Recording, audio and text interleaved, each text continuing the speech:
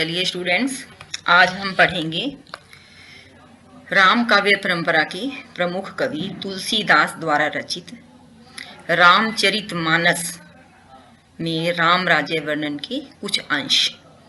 Third chapter है यह आपका रामचरितमानस से राम राज्य वर्णन। राम के राज्य में, उनके राज्य के अंदर आप ये देखिए स्थिति कैसी थी प्रजाजन की, जो वहाँ के निवासी हैं, आप ये कह सकते हैं प्रकृति की, उन चीज़ों का तुलसीदास जी ने बड़ा ही सुंदर, बड़ा ही प्यारा चित्रण किया है। तुलसीदास जी ने राम राज्य का वर्णन करते हुए कहा है कि राम राज्य वर्णन, और यह मूल रूप से कहाँ लिया गया है, रामचरितमानस के उत्तरकांड से यह पंक्तियाँ ली गई हैं। आइए पढ़ते हैं। क्या कहते हैं तुलसीदास जी कि दैहिक दैविक भौतिक तापा राम राज नहीं काहू ही व्यापा। कि दैहिक का अर्थ देह से संबंधित, शरीर से संबंधित, शारीरिक। दैविक का अर्थ है भाग्य से संबंधित, और भौतिक का अर्थ है धन से, अर्थ से संबंधित। ताप का अर्थ है कष्ट। राम के राज में नहीं काहू ही व्यापा। काहू ही का अर्थ है किसी को भी व्याप्त नहीं थे, अर्थात राम के राज्य में शरीर से संबंधित, भाग्य से संबंधित और धन से संबंधित दैहिक दैविक भौतिक, तापा का अर्थ है कष्ट, किसी भी व्यक्ति को व्याप्त नहीं थे, अर्थात तन से धन से और भाग्य से कोई भी दुखी नहीं था। सब नर कर ही परस्पर प्रीति, चल ही स्वधर्म निरत श्रुति नीति। कि सब नर का अर्थ है सभी मानव, सभी मनुष्य, परस्पर का अर्थ है आपस में प्रीति से, प्रेम पूर्वक व्यवहार से रहते थे। सभी अपने स्वधर्म का पालन करते थे, उसके अनुसार चलते थे। श्रुति नीति, नीति और वेदों के अनुसार जो धर्म का मार्ग बताया गया है, राम के राज में सभी उसके अनुसार जीवन यापन करते थे। चारियों चरण धर्म जग माही। धर्म जो है, धर्म के 4 चरण माने गए हैं। कहते हैं कि उस समय जो है राम के राज में धर्म 4 चरणों पर विराजमान था। कि लोग दान भी करते थे, तपस्या भी करते थे, एक दूसरे की मदद भी करते थे। धर्म के जितने भी लक्षण हैं वह उस समय के मानवों में, राम के राज्य में पाए जाते थे। पूरी रहा सपने हूँ अघ नाही। अघ शब्द का अर्थ है पाप। लोग सपने में भी पाप में निरत नहीं रहते, अर्थात पाप करने के बारे में स्वप्न में भी नहीं सोचते थे। सभी धर्म के अनुसार अपने जीवन को यापन करते थे। इसलिए धर्म जो है 4 चरणों पर विराजमान था। राम भक्ति रत नर अरु नारी।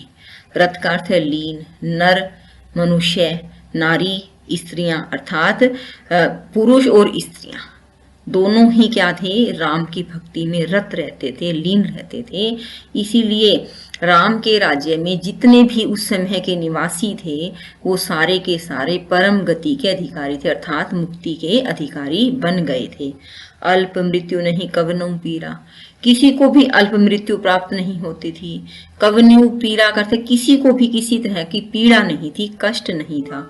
अल्प मृत्यु का अर्थ क्या है, अपनी उम्र से पहले मौत हो जाना। ऐसी स्थिति किसी के भी जीवन में नहीं थी। सब बड़े सुंदर थे, सब बिरुज शरीरा, स्वस्थ शरीर सबका था, सभी सुंदर और स्वस्थ थे। अर्थात राम के राज्य में सभी अपने जीवन को नियम अनुसार यापन करते थे, तो उनके सबके शरीर भी स्वस्थ और सुंदर थे। नहीं दरिद्र को दुखी न दीना। न ही कोई गरीब था, न ही कोई दुखी था, न ही कोई दीनहीन था। अर्थात सभी के पास धन भी था, किसी के पास कोई दुख नहीं था, सब सुखी थे। किसी की दयनीय स्थिति नहीं थी। दीना का अर्थ क्या है, दयनीय स्थिति किसी की भी नहीं थी। नहीं को अबुध न लक्षणहीना। न ही कोई बुद्धिहीन था कि कोई कह दे मंद बुद्धि है, किसी के पास किसी तरह की बुद्धिहीनता, ऐसा भी नहीं था। लक्षणहीना का अर्थ है कि सभी के अंदर किसी भी तरह के अच्छे लक्षणों की, अच्छे भावों की कमी नहीं थी। हम कहते हैं ना कि ये कुलक्षणा है, इसके लक्षण अर्थात रहन सहन, वह अच्छा नहीं है। पर राम के राज में ऐसा कोई भी नहीं था। सभी के हृदय में अपनापन था, प्यार था, मानवीय गुण थे, सबके अंदर बुद्धि थी, तीव्र बुद्धि वाले थे। सब निर्धव, निर्धव का अर्थ है निर्भय, भय रहित थे, किसी को किसी से कोई डर नहीं था। मनुष्य के जीवन में ऐसी कोई शंका या डर नहीं थी कि भी मेरे साथ अब कुछ अनहोनी न हो जाए, मेरे साथ कुछ बुरा न हो जाए, अर्थात भय रहित थे। और क्या है, धर्मरत पुनि, और सभी धर्म के अनुसार, पुनि का अर्थ है दोबारा से कवि कहता है कि सभी धर्म में रत थे, अर्थात अपने जीवन को धर्म के अनुसार पालन करने वाले थे। नर अरु नारी, स्त्री और पुरुष, चतुर सब गुणी, सभी बड़े चतुर थे, गुणी थे। सब गुण गए पंडित सब ज्ञानी, सब गुणों में पंडित का अर्थ है प्रकांड पंडित होते हैं, जिनमें गुणों की कोई सीमा नहीं होती। सभी ज्ञानवान थे, अर्थात सभी पढ़े लिखे थे, शिक्षित थे। सब कृतज्ञ, कृतज्ञ का अर्थ है एहसान मानने वाले, कि यदि हमारी किसी ने मदद की है तो हम उसका एहसान मानते हैं। कृतज्ञ थे, कृतघ्न कोई नहीं था, कृतज्ञ थे। नहीं कपट सियानी, किसी के अंदर कोई कपट नहीं थी, शानपत नहीं थी। सब अपने जीवन को, मतलब किसी को धोखा देकर खुशी हासिल करने का स्वभाव नहीं था। सभी अपने अपने कर्मों में खुश थे, अपने अपने धर्म में खुश थे। तो जो राम राज्य की तुलसीदास जी ने कल्पना की है, वो ऐसे राज्य की, ऐसे समय की कल्पना की है जहां पर मनुष्य मानवीय गुणों से युक्त होता है, एक दूसरे के साथ प्रेम व भाईचारे से रहता है और प्रेम पूर्वक व्यवहार करता है। कोई किसी को ठगना नहीं चाहता, कोई किसी को धोखा देना नहीं चाहता। अब जो यह आप राम राज्य वर्णन पढ़ रहे हैं, यह मूल रूप से रामचरितमानस अर्थात रामायण से लिया गया है, राम जी की कथा से लिया गया है।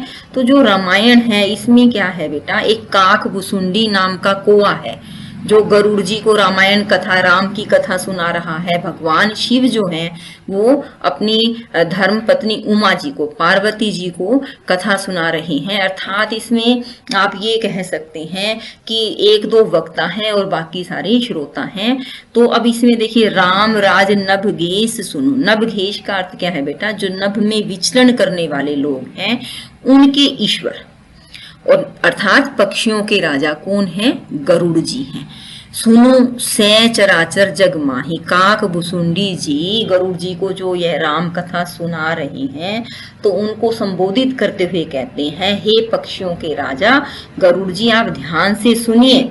सै चराचर जग माही, सै चराचर का अर्थ है सभी प्राणियों में, सिर्फ मनुष्य ही नहीं, राम राज में सभी प्राणियों, जितने भी प्राणी थे, जितने भी तरह के जीव जंतु थे, सभी के अंदर क्या था, काल कर्म स्वभाव गुण।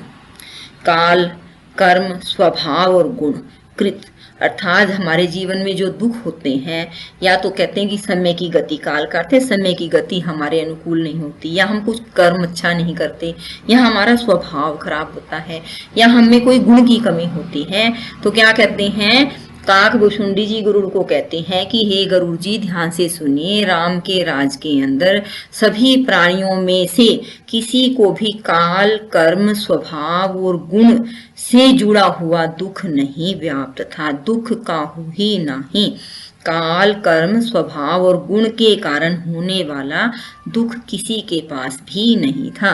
बार बार वो क्या कहना चाह रहे हैं कि हे पक्षियों के राजा गरुड़ जी, तुम ध्यान से मेरी बात सुनो, किसी के पास भी ऐसा कोई कष्ट नहीं था कि क्या काल या कर्म या स्वभाव गुण से जुड़ा हुआ हो। अर्थात सभी मनुष्य प्रकृति के अनुसार, धर्म के अनुसार, नीति के अनुसार अपना जीवन यापन करते थे। सभी गुणज्ञ थे, सभी के अंदर ज्ञान था, सभी के अंदर आप ये कह सकते कोई मूर्ख नहीं था। और ऐसी स्थिति के अंदर राम के राज्य में सभी के पास सुख ही सुख था, सुख के ही अधिकारी थे।